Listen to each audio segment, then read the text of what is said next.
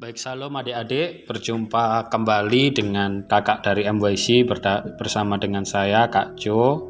Saat ini kita akan sama-sama belajar tentang materi yang sangat penting dalam hidup kita, yaitu bertemakan Kristus sebagai pusat hidup orang percaya. Kristus sebagai pusat hidup orang percaya. Bagian firman Tuhan yang ingin saya bacakan di dalam 2 Korintus 5 ayat 15. Dan Kristus telah mati untuk semua orang, supaya mereka yang hidup tidak lagi hidup untuk dirinya sendiri, tetapi untuk Dia yang telah mati dan telah dibangkitkan untuk mereka. Jadi Kristus telah mati, dan ketika kita menerima Tuhan, kita tidak hidup untuk diri sendiri, tapi untuk Kristus. Pusat yang menentukan. Di dalam Amsal 4 ayat 23 mengatakan bahwa jagalah hatimu dengan segala kewaspadaan, karena dari situlah terpancar kehidupan.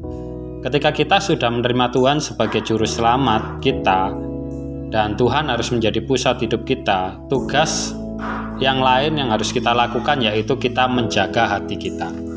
Sama halnya ketika kalau kita menjumpai atau memperhatikan ada seorang yang sedang menikah, di situ ada begitu banyak orang yang mengucapkan selamat menempuh hidup baru. Sama halnya dengan kita, anak-anak Tuhan, yang kalau dulu kita belum menerima Tuhan dan sudah menerima Tuhan, akhirnya kita diberikan ucapan selamat menempuh hidup baru, selamat menjalani perjalanan baru bersama Tuhan Yesus, dengan cara kita menjaga hati kita.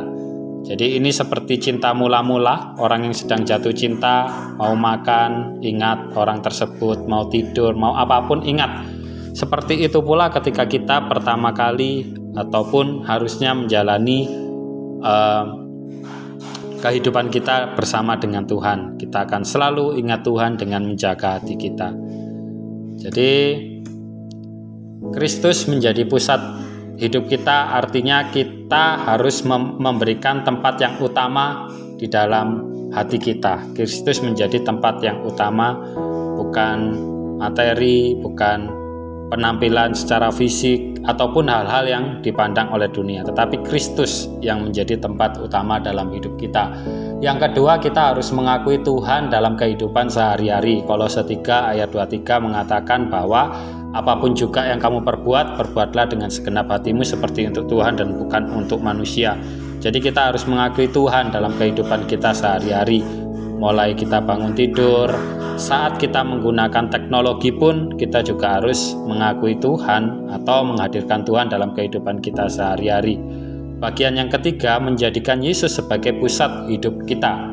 Dalam Roma 12 ayat 1-2, di situ dikatakan bahwa demi kemurahan Allah. Jadi perlu digarisbawahi, Rasul Paulus mengatakan demi kemurahan Allah, bukan karena kekuatan kita sendiri. Demi kemurahan Allah aku menasihatkan kamu supaya kamu mempersembahkan tubuhmu sebagai persembahan yang hidup, yang kudus, dan yang berkenan kepada Allah. Itu adalah ibadahmu yang sejati. Di ayat yang kedua mengatakan, janganlah kamu menjadi serupa dengan dunia ini, tetapi berubahlah oleh pembaharuan budimu, supaya kamu dapat mengerti manakah kehendak Allah yang baik, yang berkenan kepada Allah, dan yang sempurna. Jadi pada intinya, apapun yang kita lakukan berkaitan dengan keluarga kita, pergaulan, teman, hobi, bahkan waktu kita, uang, pendidikan, karir, cita-cita kita, semuanya harus berfokus kepada Tuhan. Rasul Paulus juga mengatakan kalau engkau makan, kalau engkau minum, kalau engkau melakukan apapun, harus mendatangkan kemuliaan nama Tuhan. Kiranya Tuhan memberkati kita, Kristus menjadi pusat di dalam kehidupan kita, anak-anak remaja Kristus yang Tuhan pimpin dan berkati. Tuhan Yesus memberkati.